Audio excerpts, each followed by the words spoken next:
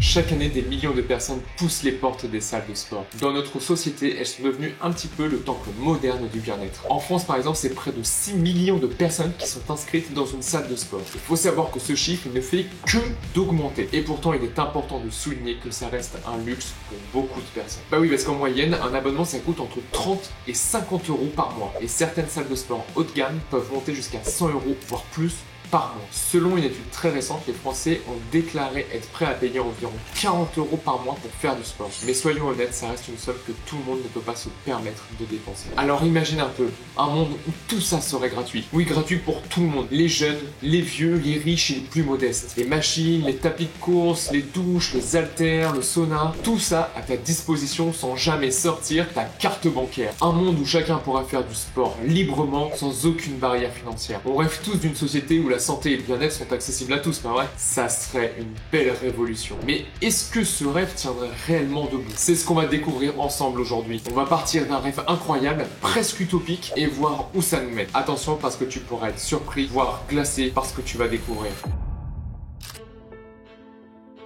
Et on commence par le meilleur, parce que si les salles de sport étaient gratuites, ça pourrait vraiment changer des vies, voire même la société tout entière. Imagine, tu travailles un matin avec cette envie de bouger. Tu n'as pas besoin de réfléchir à ton budget, ni même te poser la question de savoir si ton abonnement est toujours actif. Tu te lèves, tu prends tes affaires et direction la salle de sport. Sur le chemin, tu croises des jeunes, des moins jeunes, des familles, des retraités. Tout le monde est là, motivé, et vous arrivez à la salle de sport. Les machines sont propres et accessibles, et les cours collectifs sont remplis d'une énergie positive. Le résultat est très rapide. Une société en meilleure santé, où les maladies chroniques comme le diabète, l'obésité ou les maladies cardiovasculaires diminuent considérablement. Les hôpitaux sont bien moins saturés. Les médecins plus du tout débordés. Bientôt ils vont se faire chier. Ce monde pourrait littéralement sauver des vies. Et ce n'est pas tout. Le sport, on le sait, a des effets très positifs sur la santé mentale. Dans ce monde dont je vous parle, les gens seraient moins stressés, plus heureux. Tu as un coup de blues, tu te sens déprimé, pas de souci. Tu files à la salle de sport, tu transpires un bon coup et tu ressors avec le sourire. Autre grand avantage, tout le monde aurait les mêmes chances. Plus besoin de choisir entre les salles haut de gamme qui coûtent plus de 100 balles par mois dont je vous ai parlé tout à l'heure et les salles low cost où il faut attendre je ne sais combien de temps pour avoir accès à une machine. Qu'importe ton milieu social, homme,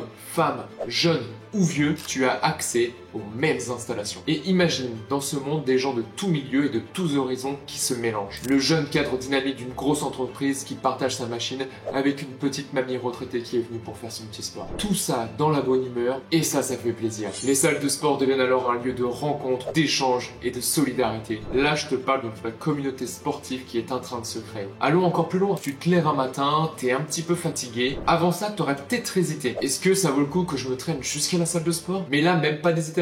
C'est gratuit, tu y vas. Le rat. Discret, prudent, intelligent et très proche de l'homme.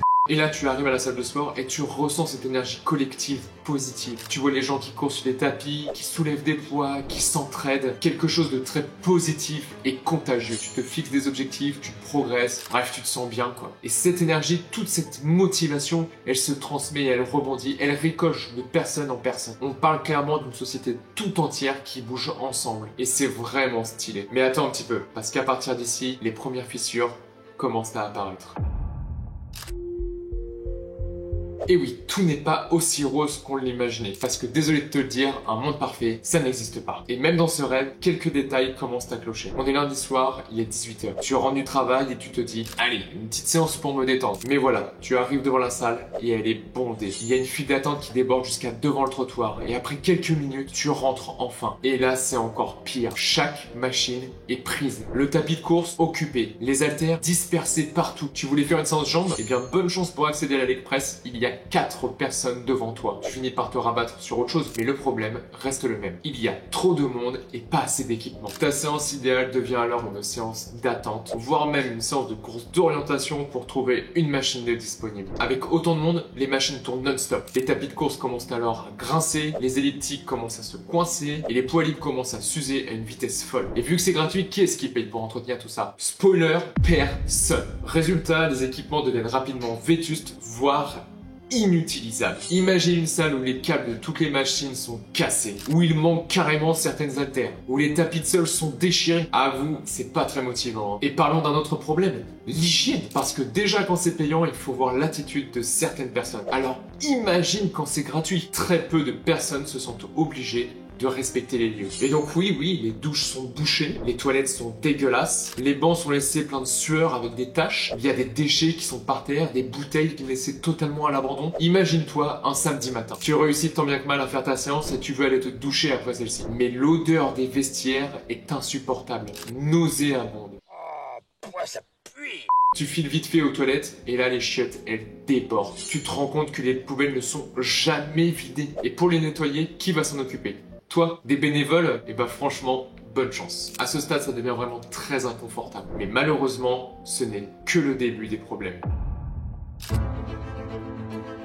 Les petites galères du quotidien, c'est une chose. Mais avec le temps, les effets secondaires d'une salle gratuite deviendraient bien plus graves. Aujourd'hui, les éducateurs sportifs sont là pour t'encourager, pour te corriger, pour te motiver. Mais si personne ne paye, qui finance le salaire de ces professionnels? Beaucoup, voire tous en réalité, quitteraient leur taf faute de rémunération. Et sans coach, les risques augmentent considérablement. Tu veux tester un nouveau mouvement, mais personne n'est là pour te guider. Résultat, une mauvaise posture, une mauvaise exécution, et c'est la blessure. Et là, ce qui devait te rendre en meilleure forme finit par te clouer au lit. Ensuite, avec autant de monde, les tensions deviennent inévitables. Une personne qui prend une machine trop longtemps, une personne qui ne range pas ses poids, et là, il y a des disputes qui éclatent. Les mauvais regards, les intimidations, les insultes, et dans les cas les plus extrêmes, ça va aller jusqu'à la violence physique. Imagine que tu es en plein entraînement, tu vois deux personnes qui se disputent pour une machine, tu fais quoi concrètement? En vrai, tu le sais, l'ambiance elle devient vite tendue, voire quasiment hostile. Et enfin, qui dit salle de sport gratuite, dit adieu à toutes les petites salles qui vivaient de leurs abonnements, car oui, elles finissent par disparaître. Plus de diversité, plus de choix. On se retrouverait avec un monopole géré par l'État ou les associations. Et on sait tous que ce genre de système,